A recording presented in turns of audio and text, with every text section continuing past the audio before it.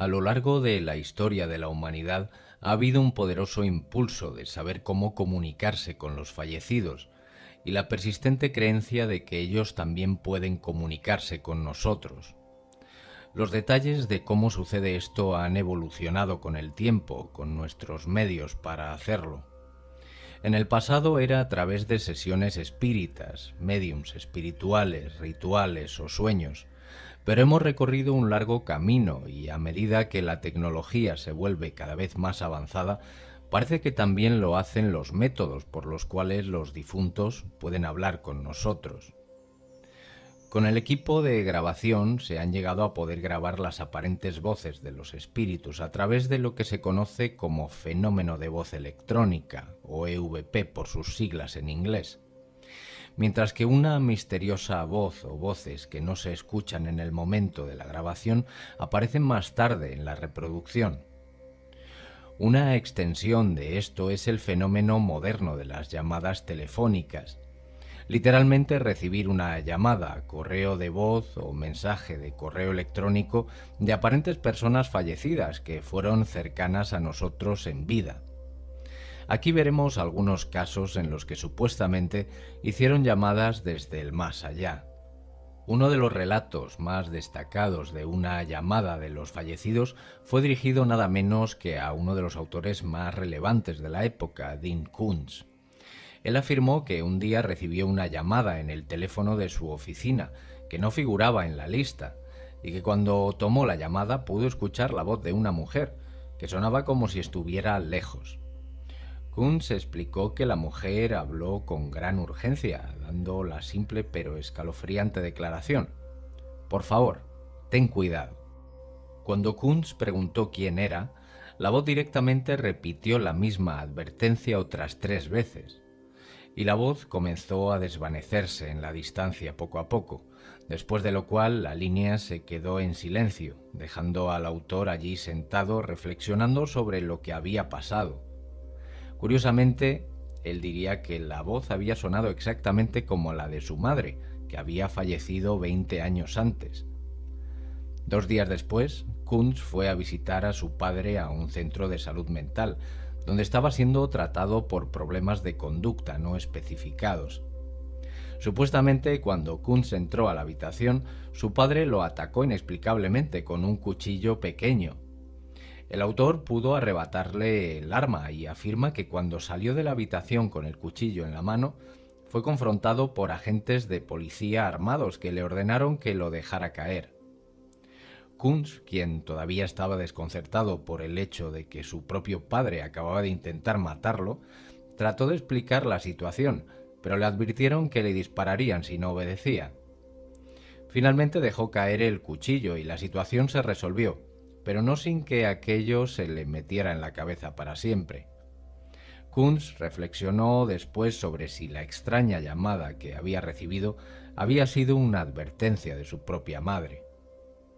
A finales de la década de 1960 llega la historia de Sima Lieberman. En ese momento estaba enamorada de un hombre llamado Johnny, con quien había planeado casarse. Los dos se habían mudado juntos y las cosas eran como un sueño hecho realidad. Entonces una noche Sima afirma que recibió una llamada nocturna de Johnny, pero que la línea estaba llena de estática y su voz sonaba urgente y apresurada. Él supuestamente le dijo: «Solo quiero que sepas que te amo y que nunca volveré a ser malo con nadie». Cuando ella le preguntó qué le pasaba, Sima afirma que la línea simplemente se cortó. Ella afirma que había intentado devolverle la llamada en numerosas ocasiones, pero solo se encontró con un tono de marcación.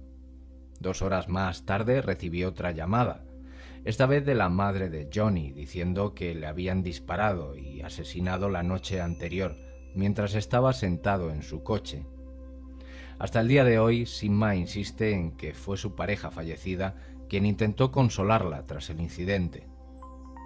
En otro relato, en 2003, un hombre de Lancashire llamado Frank Jones perdió a su esposa Sadie por un ataque cardíaco y la enterró con su amado teléfono móvil, con el que siempre jugaba.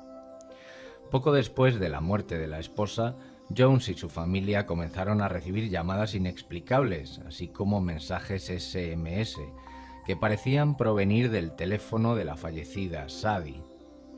En otra extraña ocasión, Jones afirmó haber recibido una llamada en su teléfono desde el número de su casa, lo cual era extraño considerando que sabía que no había nadie allí en ese momento.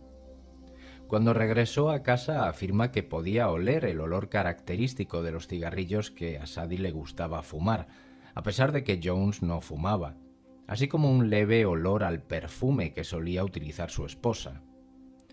Jones también afirmó que recibía regularmente mensajes SMS de su difunta esposa, que contenían cosas que sonaban como algo que ella diría, pero que no indicaban ningún número de teléfono o dirección de correo entrante. Otro de los casos más famosos de llamadas de los fallecidos ocurrió el 12 de septiembre de 2008. Ese día, un tren de cercanías de Metrolink se vio involucrado en un accidente fatal y catastrófico con un tren de carga que atravesaba el distrito de Chatsworth, en Los Ángeles. El desastre se cobró la vida de 25 personas a bordo, una de las cuales era un hombre de 49 años llamado Charles E. Peck. En las horas posteriores al trágico desastre, se hicieron un total de 35 llamadas desde el teléfono de Peck a varios amigos y familiares, incluida su prometida, hermana, hijo y madrastra, quienes informaron que contestaron el teléfono para escuchar solamente estática. La señal del teléfono de Peck finalmente condujo al descubrimiento de su cuerpo y se determinó que había muerto instantáneamente en el impacto.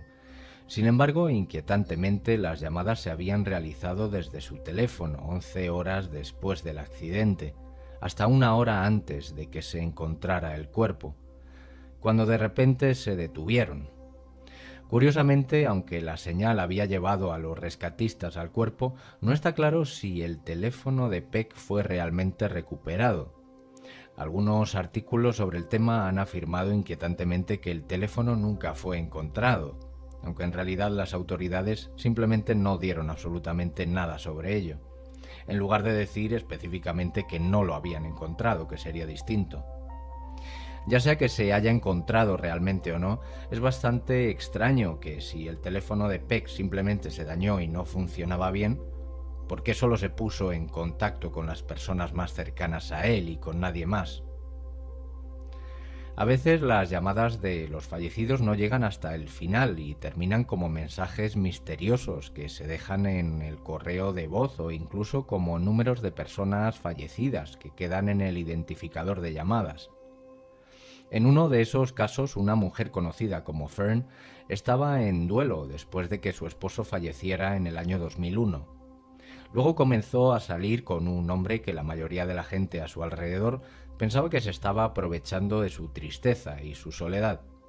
Y fue en ese momento en el que ella afirma que fue visitada en un sueño por su difunto esposo, que fue seguido poco después por orbes que aparecieron en las fotos que se tomaron de ella.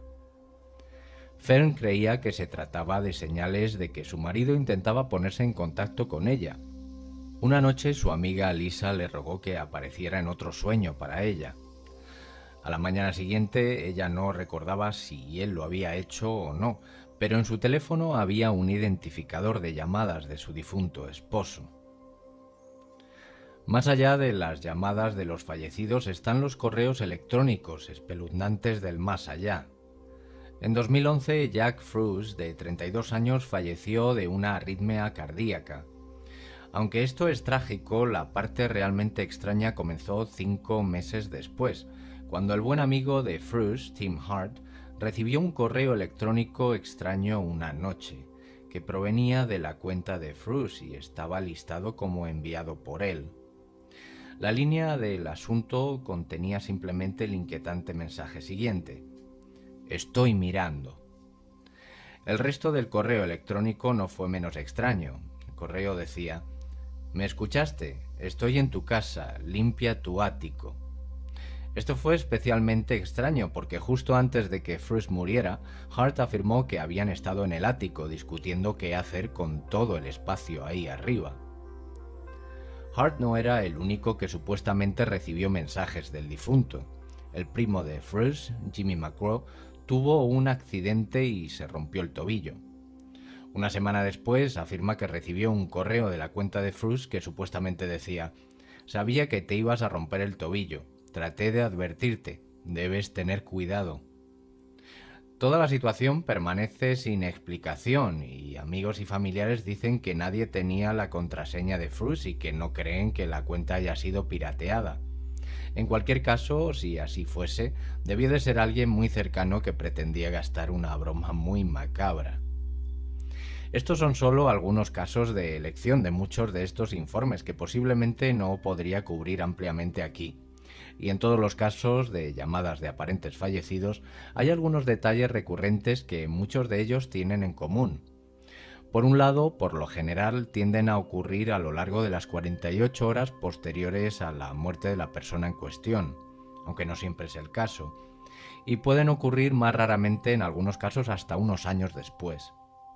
El destinatario de la llamada suele ser alguien con quien el fallecido fue bastante cercano en vida, o con quien compartieron algún vínculo emocional. Las llamadas también tienden a ser repetitivas, a menudo repiten una línea similar una y otra vez antes de que la línea se interrumpa, y también pueden ser un poco incoherentes a veces, pero las que tienen sentido suelen mencionar cosas como tener frío, hacer un viaje, decir adiós, dar tranquilidad o decir que están bien donde están. A menudo los intentos de hacer preguntas a las entidades se encuentran con el silencio de la línea que se interrumpe. Estas llamadas nunca duran mucho y las voces, casi sin excepción, siempre están distorsionadas por la estática o suenan débiles, lejanas, como si se escucharan a través de una pared desde otra habitación. Pero al mismo tiempo la voz suele ser reconocible. Las llamadas que sí parecen durar más y tener más interacción son los casos en los que la persona no se da cuenta de que está hablando con alguien que ha fallecido, aunque no está claro por qué esto debería de ser determinante. Pareciera que efectivamente no quieren dar más detalles de la cuenta. Con estos casos, ¿a qué nos podríamos estar enfrentando? Hay una variedad de explicaciones propuestas, que van desde lo racional hasta la idea de que son exactamente lo que se dice que son, llamadas de los difuntos. Una idea es que estos son solo chistes pesados, pero ¿quién haría tal cosa y cómo lo llevaría a cabo, incluso en los casos en los que no se tiene acceso al teléfono? Otra hipótesis es que estos casos representan algún tipo de mal funcionamiento del dispositivo. Pero si eso es cierto, ¿por qué se dirigen constantemente, solo y en exclusiva, a los seres queridos o cercanos, o a un individuo en particular? ¿Es acaso todo esto una mera ilusión creada por el cerebro de las personas en duelo, sus mentes buscando desesperadamente una sensación de cierre o algo así? También se propuso la idea de que se trata solo de personas que perciben lo que quieren en la estática aleatoria, por mera sugestión. Pero con muchas de las llamadas que se han grabado, todos los que lo escuchan a posteriori pueden percibir inequívocamente una voz que dice algo. Y quizás, ¿por qué no?, podría ser lo que realmente parece. Entonces, ¿pueden los espíritus de los difuntos sobrepasar esa barrera entre los vivos y los muertos para hacer contacto con nosotros a través de nuestros dispositivos modernos? Y si es así, ¿cómo lo hacen? Otra pregunta podría ser, si son capaces de hacer esto, entonces, ¿por qué no todos los espíritus que pasan al siguiente reino contactan a sus seres queridos de la misma manera, si realmente pueden hacerlo? Hay varias posibilidades. Quizás empujar a través del velo entre estos mundos es un esfuerzo exigente o una habilidad que solo unos pocos poseen o tienen la fuerza de voluntad para lograr. Tal vez se necesita mucho del espíritu, solo tienen una ventana limitada de oportunidad para intentar algo así, o tal vez solo aquellos con una necesidad urgente y desesperada de contactar pueden atravesar esa membrana que los separa del mundo de los vivos. Quizás simplemente no funcione para algunos de ellos. Una cosa que parece ser cierta es que incluso a medida que nuestra civilización avanza y nuestra tecnología se vuelve más sofisticada, las historias de los difuntos que se acercan a nosotros para comunicar algo parecen ser tan consistentes como siempre, y las formas en las que se dice que lo hacen solo cambian un poco los medios. Entonces, ¿hay alguna realidad detrás de estos cuentos, sea lo que sea, o todo esto es una mera ilusión? Después de todo, es una emoción humana poderosa querer hablar con nuestros seres queridos fallecidos, incluso si es solo para dar un último adiós.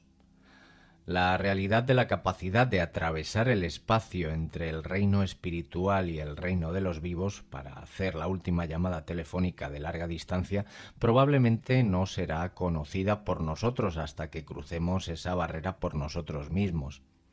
Es probable que solo entonces sepamos con certeza si podemos hacer esa llamada, y con suerte no nos pondremos en espera.